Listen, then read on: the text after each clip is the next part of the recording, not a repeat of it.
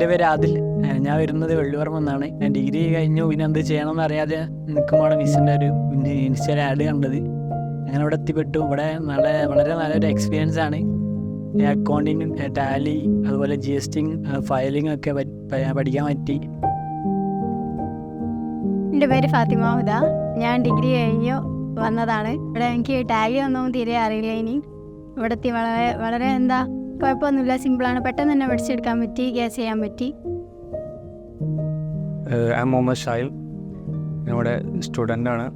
ഇവിടുത്തെ ഫെസിലിറ്റീസും പിന്നെ ടീച്ചിങ്ങൊക്കെ നല്ല ടോപ്പ് നോച്ചാണ്.